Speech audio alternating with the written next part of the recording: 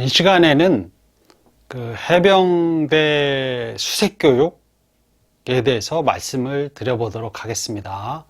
첫 번째 입교 조건, 그러니까 수색교육을 받으러 갈 수 있는 그 조건에 대해서 말씀드려 보겠습니다. 이제 군대 들어가는 것을 입대라고 하고, 교육을 받는 것을 이제 교육받으러 가는 것을 입교라고 그렇게 이제 말을 할 수가 있을 것 같은데, 그래서 이제 해병 특수수색 교육 입교 조건에 대해서 말씀드려 보겠습니다. 먼저 이 해병 특수수색 교육은 해병대 출신이라면 이런 해병 특수수색 교육을 받고 싶다. 내가 받았어야 되는데, 이제 그런 해병들이 굉장히 많죠. 물론 이제 아닌 사람도 있고.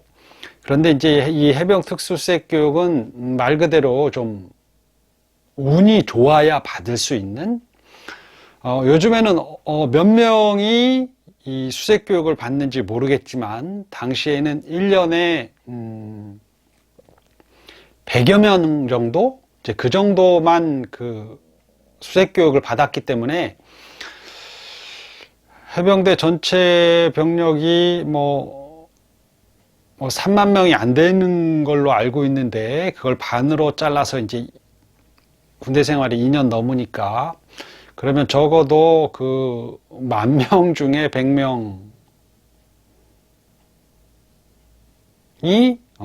수색 교육을 받는다라고 말할 수 있고, 그러니까 이제 100분의 1 정도 될 수가 있겠네요.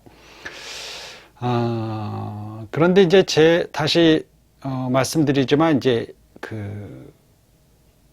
이 수색 교육은 최고로 뛰어난 해병이 꼭 받는 건 아니고, 좀 수색 교육을 받을 수 있는 운이 있는 그 해병이 수색 교육을 받고, 또 한 가지 이제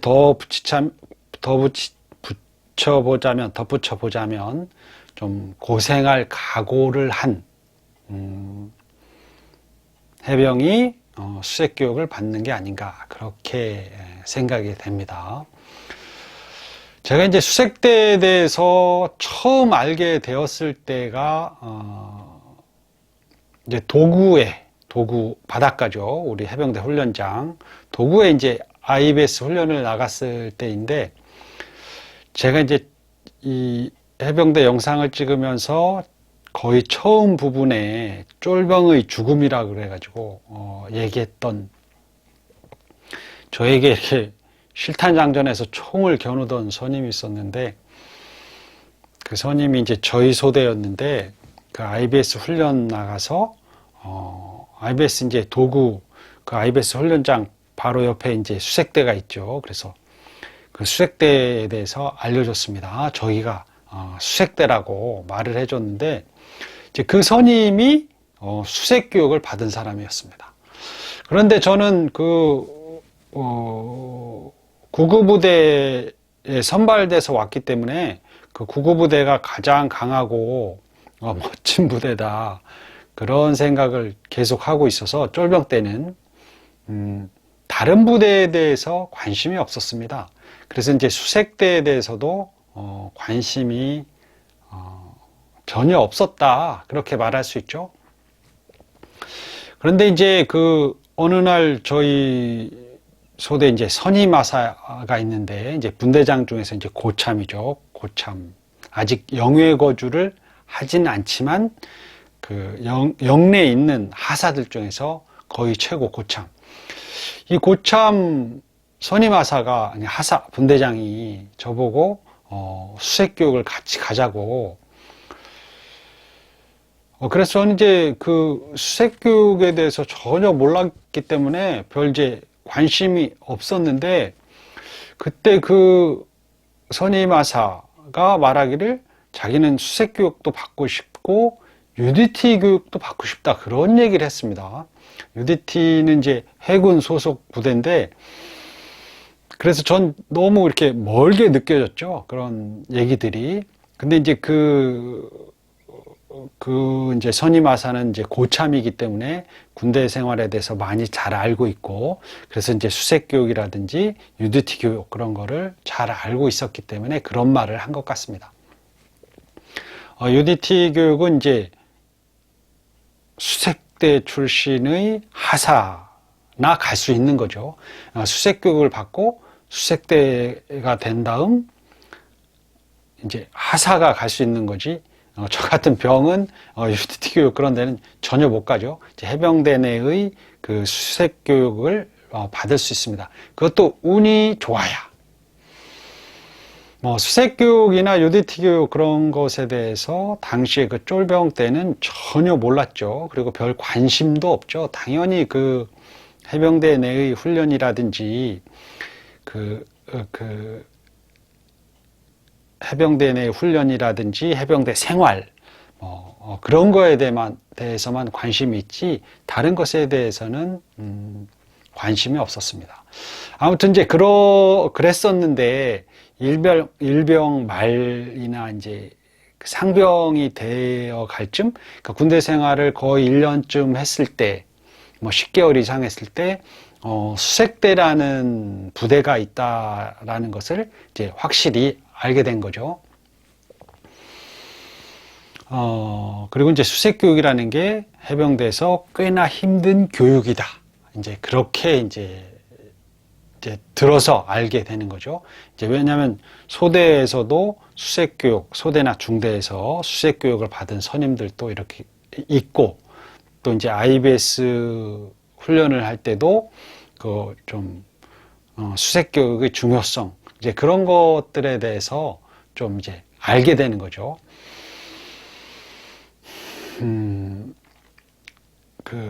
먼저 이제 그 수색교육을 이제 수색교육을 받으려면 일단 수색대가 돼야 되는데 수색대 배치를 받아야죠. 그러니까 수색교육은 대체적으로 수색대 반 인원이 100명을 받는다면 50여 명 정도가 수색대, 그리고 이제 50명이 조금 안 되는 인원, 각 2대대에서 2대대, 3위대대, 7위대대에서 15명씩 대체적으로 가기 때문에 그 기습특공대 2대대에서 2위, 3위, 7위 해서 15명씩 45명 정도가 그 수색교육을 받게 됩니다. 먼저 이제 수색교육을 받으려면 먼저 수색대에 배치를 받아야 되는데, 저희 때는 그 수색대를 그 훈련소 때 수색대를 뽑지 않았습니다. 그러니까 수색대도 뽑는 기수가 있고 뽑지 않는 기수가 있고, 그때 당시에는 수색대가 일개 중대 100여 명 정도밖에 안 됐기 때문에 아주 소수의 인원만 뽑았죠. 근데 이제 그 소수의 인원을 뽑았다 해서 우리가 이제 알고 있는 흔히 알려진 그 소수의 인원이 엄청 센 사람들이다 그러는데, 사실은 그건 아니고 그 수색대 인원이 그 정해져 있기 때문에 100여 명 정도로 정해져 있기 때문에 제대하는 그 인원, 그러니까 빠져나가는 인원에 비해서 이제 인원을 다시 이렇게 충원을 해야 되기 때문에 각 기수마다 운동도 잘하고 이렇게 좀 센 해병을 뽑는 게 아니고, 그 수색대 인원이 빠져나갈 때마다 훈련소에 와서 수색대 가고 싶은 사람, 그래가지고 이제 일단 수색대 소개를 하겠죠. 수색대 가고 싶은 사람 나와. 근데 수색대는 엄청 고생하는 데야, 나와. 해병대에서 제일 세, 이렇게 말도 하겠죠. 제일 세진 않고 수색교육 할 때 엄청 고생을 하긴 한다. 그러면 이제 그 훈병들이 좀 가고 싶은 애들이 이제 막 나오겠죠. 그러면 이제 거기서 선착순도 한번 시켜보고, 운동 뭐 했어? 이렇게 물어보기도 하고, 그래서 이제 수색대원을 뽑으러 옵니다. 그러면 이제 그 신병들이, 수색대에 배치된 신병들이 이제 수색교육을 받게 되죠. 5월 달부터 시작하는데, 그런데 이제 그때 그 수색대에 선발된 인원들이 이제 아무리 잘 뽑으려고 해도 그 선발 방식이 정밀한 것이 아니기 때문에 좀 부족한 해병들도 많았죠. 그러니까 부족한 수색대원. 그래서 아무튼 그 수색교육을 받으려면, 그러니까 수색교육대에 입교를 하려면 먼저 신병대, 수색대에 배치받아야 한다. 그런데 기수마다 뽑는 기수도 있고 뽑지 않는 기수도 있기 때문에 수색대에 배치받는 것은 운이라고 할 수 있다. 요즘에는 처음부터 해병대 지원할 때부터 수색병과라고 있어서 따로 지원을 해서 가는 걸 알고 있는데, 그때 이제 수색대는 보병 중에서 훈련소 마칠 때쯤, 훈단을 마칠 때쯤 수색대 대장님이나 수색대 선임하사나 그런 분들이 와서 수색대를 뽑아갔다. 그렇게 말씀을 드릴 수가 있을 것 같습니다. 이제 수색대에 배치를 받아야 수색교육을 받을 수 있고, 그 다음에 이제 기습특공대 각 2대대에서, 각 연대의 2대대 기습특공대에서 또 수색교육을 지원을 하거나, 또 어쩔 수 없는 사정에 의해서 수색교육을 받으러 갈 수 있다. 그렇게 이제 말할 수 있는데, 이제 이 기습특공대에 또 배치되는 거, 또 좀 알아야 되겠죠. 이 기습특공대는 이제 각 2대대인데, 포항 1사단 내의 237연대의 각 2대대. 근데 이제 제가 그 경험하기로, 물론 이제 그 인사관이죠. 그런 분들이 어떻게 인원을 뽑았는지, 제가 이제 정확하게 알지는 못하지만, 어떤 기준에 대해서. 그렇지만, 그때 저희 중대로 왔던 그 후임들을 보면, 대체적으로 이제 저보다 나이 많은 후임도 있어가지고, 확실히 우리 중대에 그 신병인데, 생각보다 나이가 많다. 21살이어야 되는데, 후임, 이제 이병이 22살도 있고, 심지어 23살도 있고, 그랬던 것 같습니다. 그러니까 나이가 좀 있는 해병들이 2대대로 올 가능성이 있었던 것 같다. 그러니까 제가 보기에. 그 다음에 이제 뭐 운동을 잘하거나, 키가 크거나, 뭐 좀 건장해 보이거나, 이제 그런 인원들도 그 2대대로 올 수 있고, 올 가능성이 있는 거죠. 그리고 뭐 어쩔 수 없이 그 인원 보충을 위해서, 이런저런 조건과 상관없이 뭐 2대대로 올 수도 있고, 그렇습니다. 근데 이제 이렇게 2대대, 기습특공대에 배치가 돼야 수색교육을 받으러 갈 수가 있다. 그럼 이제 2대대에 배치받으면 그 수색교육 들어가는 그 시점에 대부분의 그 군대 생활이 많이 남은 2병, 1병들이 가죠. 이전 시간에 말씀드린 것처럼 저는 이제 상병인데도 그 수색교육을 갔는데, 제 밑에 수색교육을 갈 만한 후임들이 없었기 때문에 제가 갔던 것 같습니다. 그리고 몸이 약한 사람이 수색교육을 간다 그러면 이제 말리죠. 어느 정도 그 수색교육을 이수할 만큼의 그 체력이라든지 군대 생활 좀 한 사람 좀 잘한다고 보여지는 그런 이제 그 인원들이 수색교육을 받으러 갑니다. 그러니까 이제 수색대 배치를 받아야 되고, 그 다음에 기습특공대에서 수색교육을 받으러 갈 수 있는 체력이라든지 그런 것이 될 만한 사람, 그런 사람이 그 수색교육을 받으러 간다. 그러나 그렇다고 할지라도 꼭 수색교육을 받는 인원들, 수색교육을 받는 해병들이 뭐 매우 건강하다든지 뭐든지 잘하다든지 다른 해병들에 비해서 뭘 잘한다든지 그런 거는 아니고 그냥 내가 한번 고생 한번 해보겠다 그런 거 하고 이제 고생의 각오도 좀 대단해야 되겠죠. 혹시 죽을 줄도 모른다 뭐 그런 위험한 훈련이기 때문에 그런 각오도 하고 가지 않아야 될 각오를 하고 가지 않아야 될까 이제 그런 생각도 듭니다. 아무튼 그 수색교육을 받으러 간 인원들은 이런저런 조건들을 제가 이제 말씀을 드렸는데 꼭 최고 뛰어난 해병들이 가서 수색교육을 받는 것은 아니다. 그런 것입니다. 그 이병 때 실무에 배치받았는데 얼떨결에 그 수색교육을 받으러 오는 그런 해병도 있습니다. 2대대 뭐 5중대, 6중대 배치를 딱 받았는데 뭐 선임들이 안 가 그러면 쫄병이 어쩔 수 없이 갈 수도 있죠.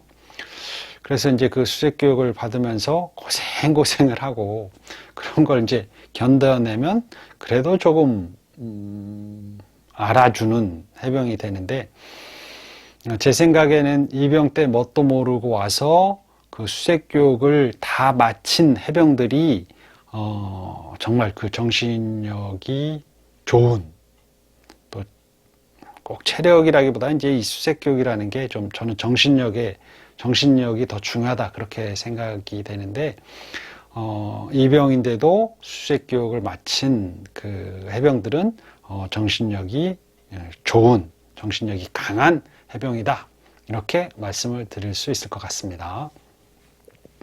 이제 수색교육을 입교하기 전에 신체 검사를 하는데 그 지원자들은 포항병원에 가서 머리에서 발끝까지 신체 검사를 하죠. 엑스레이 같은 것도 찍어보고 뭐 혈압도 재보고 당시에 조금 그 정밀하게 신체 검사를 하지 않았나 그런 생각이 됩니다.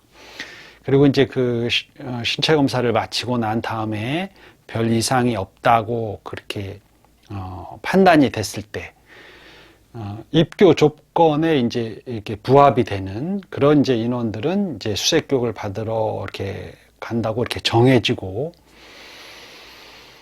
그 다음에 이제 외출 나가서 수색교육 받을 때 꼭 필요한 어떤 물건을 사는데 그것이 바로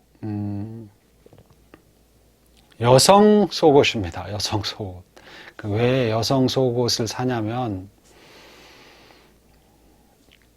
그걸 갖고 있어야 수색교육을 잘 받는다 그런 뭐 부적 같은 그런 게 아니고 당시에 이제 그 수색교육은 특히 지옥주 같은 경우는 일주일 내내 잠도 안 자고 옷도 벗지 않기 때문에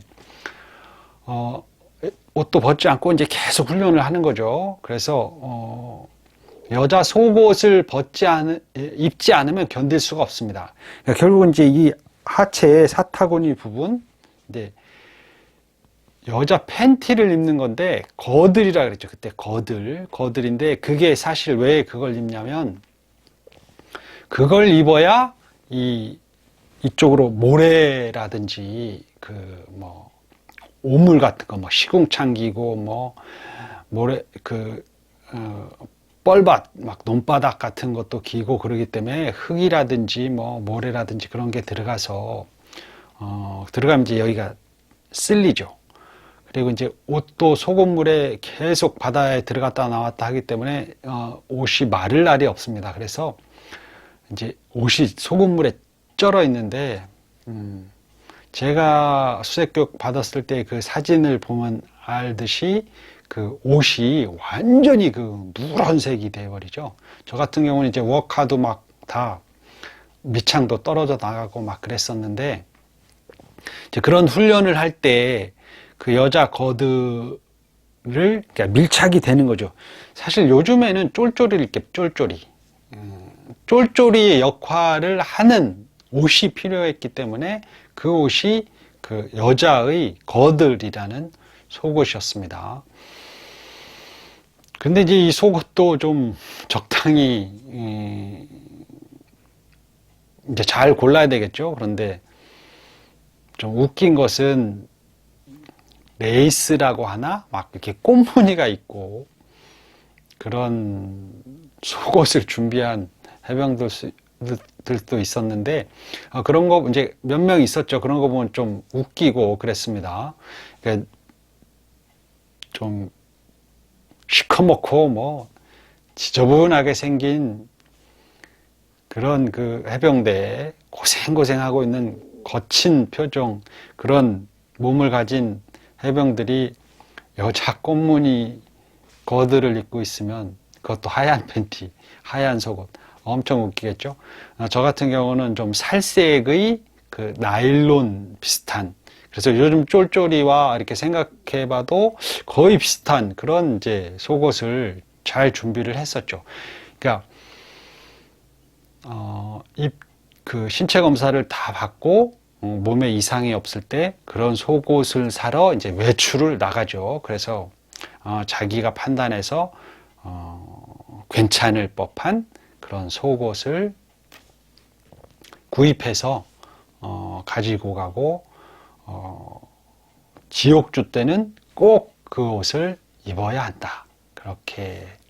그래서 이제 그 필수품은 그 여자의 속옷이다. 이렇게 말씀을 드릴 수 있을 것 같고,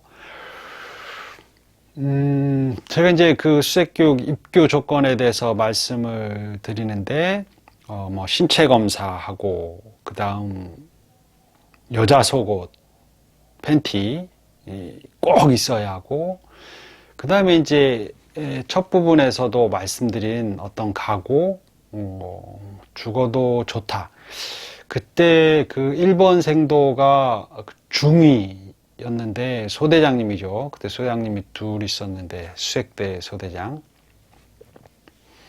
이제 1번 생도가 선수할 때 나는 죽어도 좋고 혹시 뭐 다치거나 뭐 그런 일이 있었을 때 그런 책임은 나에게 있다. 뭐 그런 식의 선서를 했던 것 같습니다. 물론 이제 생명수당을 받고 그러기 때문에 그 위험수당을 받기 때문에 다치거나 혹 잘못됐다 하더라도 그 군대에 책임을 물을 수가 없는 거죠. 그러니까 모든 책임은 나에게 있다. 이제 그런 것이 각오죠, 각오. 죽어도 좋다라는 각오, 고생을 할 각오. 그것이 최종적인 또는 가장 근본적인 그 입교 조건이 아닌가, 그렇게 생각이 됩니다.